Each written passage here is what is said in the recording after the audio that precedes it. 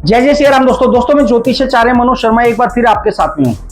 दोस्तों, यदि आप जानना चाहते हैं कि आपके अपने किस लोक के अंदर अगर गए हैं तो मृत्यु की अवधारणा की एक कुंडली आपकी बनती है। मैं कोशिश कर रहा हूँ आपके साथ में उन चीज़ों को शेयर करने की, तो निश्चित रूप से आप देखें, समझें, जानें और मुझे निश्चित रूप से आप अपना प्यार दीजिए। जय जय श्री राम। दोस्तों मैं ज्योतिषाचार्य मनोज शर्मा वेदा टुडे में आपका स्वागत करता हूं। दोस्तों, आज हम लोग बनाने वाले हैं मृत्यु की कुंडली। मृत्यु के बाद में आदमी की जो गति होगी वो किस प्रकार से देखी और समझी जा सके, एक रैंडमली हमने कुंडली का निर्धारण किया है। आइए देखते हैं क्या होता है। एक आज का जो भी हमने पंचांग ले लिया है, पंचांग के द्वारा कुंडली ले ली। जैसे आज 8 अगस्त 2025 है, 5:04 का समय हुआ है। आइए हम लोग बात करते हैं। तो सबसे पहले आप ये देखेंगे कि हमारे पास में जो कुंडली यहाँ पे आई हुई है वह धनु लगन की कुंडली आई है और चंद्र राशि जो इसमें आई है वह आई है मकर। आप क्या क्या चीज़ों को हमें को बारीकी से देखना और जानना होता है वह इसमें पर चर्चा हम लोग करने की कोशिश करेंगे। सबसे पहले अगर मैं बात करूँ तो जन्म कुंडली की तरह मृत्यु कुंडली भी बनाई जाती है। नंबर 1, जिसे मृत व्यक्ति की मृत्यु के पश्चात की गति को हम देखते हैं। मृत व्यक्ति की कुंडली आप निकाल करके देख सकते हैं। यदि आपको उनका मृत्यु की जन्म स्थान, डेट और समय भी मालूम है तो आप निकाल करके देख सकते हैं कि किस प्रकार की व्यक्ति विशेष की गति हुई होगी और उसके लिए हम क्या चीजें देख या समझ सकते हैं।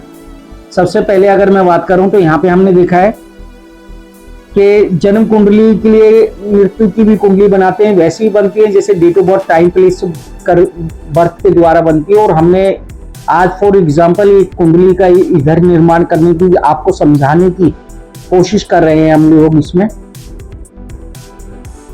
मृत्यु कुंडली में सूर्य और गुरु की स्थिति भी बहुत महत्वपूर्ण होती है। जैसे इस कुंडली में अगर मैं बात करूं तो सूर्य की जो स्थिति है वह यहाँ पे स्थित है। आप यहाँ पे देखेंगे कि यहाँ पे सूर्य की स्थिति है और गुरु की स्थिति अगर मैं बात करूं तो 7th हाउस में शुक्र के साथ में यहाँ पे स्थित है।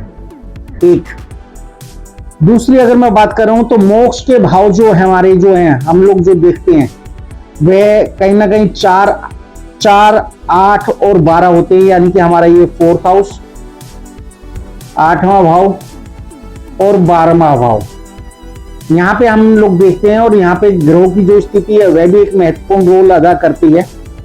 लेकिन हमें ये देखना होगा कि 4th हाउस का स्वामी कारक, स्वामी कहाँ पे गए हैं, कैसे गए हैं, वो एक बार परिचर्चा करने की कोशिश हम आपके साथ में कर रहे हैं। अब देखिए जो दोस्तों, ये जो 4th हाउस है, 4th हाउस जो आपका है वो मृत्यु से पहले का समय है आपका। और 8वां भाव जो है आपका वह आपका मृत्यु का है। और 12वां भाव का अर्थ होता है मरने वाले व्यक्ति की आत्मा सही मार्ग में गई है या नहीं गई है। यहां से आप देखेंगे मृत्यु से 4th हाउस अगर बात करें तो पहला समय, मृत्यु से पहला समय, ये मृत्यु का समय।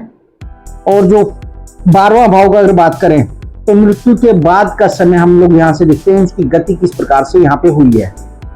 नंबर 1, यदि अगर बात करें सूर्य और राहु शनि के साथ हो, सूर्य राहु शनि के साथ हो या 6ठे 12वें भाव में भ्रमण कर रहे हो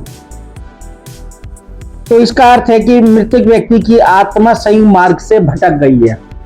यहाँ पे अगर मैं बात कर रहा हूं तो 6ठे और 12वें भाव में अगर बात कर रहा हूं तो यहाँ पे कोई भी ग्रह नहीं है। तो यहाँ से अगर एक चीज को इंगित हम लोग करते हैं कि यहाँ पे इस प्रकार की कोई घटना निर्धारित नहीं हो रही है। नंबर 1, 8वें भाव में सूर्य चंद्र हो तो मृत्यु के बाद में स्वर्ग की प्राप्ति होती है जातक को। 8वें भाव में अगर बात करें तो सौम्य ग्रहों का हमारा ये देखना होता है कि जो हमारे भाव हैं उन भावों का संबंध 4, 8, 12 से है। तो यहाँ यकीनन मान के चलें कि सौम्य ग्रह अगर यहाँ पे आ रहे हैं तो व्यक्ति विशेष को मोक्ष गति प्राप्ति की ओर अग्रसर लेकर जाता है। एक और अलग विधान है कि अगर द्वादश भाव में कौन से भाव के अंदर कौन कौन से ग्रह हैं और मोक्ष का कारक केतु या केतु के साथ में या गुरु के साथ में संबंध बैठता है, तब भी हम एक विचार हम लोग वहां पे करते हैं। अगर बाद में अगर मैं बात कर रहा हूं यहाँ पे तो थोड़ा सा और, जैसे कि अगर मैंने बताया कि आपको 8वें भाव में सूर्य चंद्र हो तो मृत्यु के बाद भी स्वर्ग की प्राप्ति होती है, जैसे कि मैंने आपको बताया। और 8वें भाव में गुरु बुध शुक्र भी हो तो देवलोक की प्राप्ति होती है।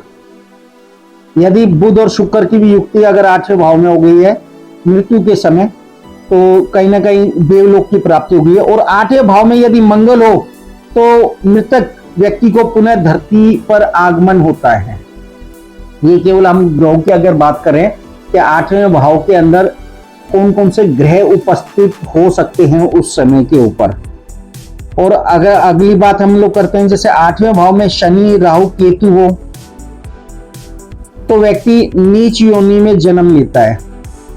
8वें भाव में शनि राहु या केतु हो तो नीच योनि में जन्म लेगा। और शुभ ग्रह यानी 4 8 12, जैसे 4 8 और 12, यहाँ पे नंबर कुछ भी लिखा हो सकता है आप देखेंगे, लेकिन काल पुरुष की कुंडली के अनुसार अगर बात करें तो ये 4था भाव हो गया, ये 8वां भाव हो गया आपका और ये 12वां भाव हो गया आपका। तो यहाँ पे अगर 4 8 12 का संबंध हो तो अगला जन्म संपन्न अथवा अच्छे घराने में होता है। यानी कि अगर बात करें कहीं ना कहीं राशि परिवर्तन हो, युक्ति हो या दृष्टि हो तो वहां पे भी हम चीजों को देख सकते हैं। नंबर 1, 12वें भाव में यदि गुरु केतु हो तो मोक्ष मिल जाता है, लेकिन शनि की दृष्टि 12वें भाव में नहीं होनी चाहिए। मृत्यु के समय D1 की कुंडली की बात नहीं करें, मृत्यु के समय की हम लोग बात कर रहे हैं, जिस टाइम के ऊपर मृत्यु का समय हो रहा है।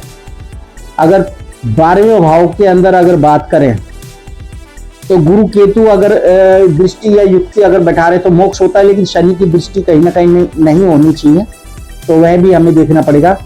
दोस्तों ये इसी प्रकार से है। आपको आप जो भी अपने गए हैं उनका अगर आपके पास में मृत्यु का अगर समय निर्धारित है आपके पास में कि उनकी मृत्यु का समय इस समय पे उनकी मृत्यु हुई थी, तो आप भी इस प्रकार से जा करके जांच कर सकते हैं और देख सकते हैं। दोस्तों आज के लिए इतने ही, दोबारा फिर मुलाकात होगी। जय जय सिया राम दोस्तों।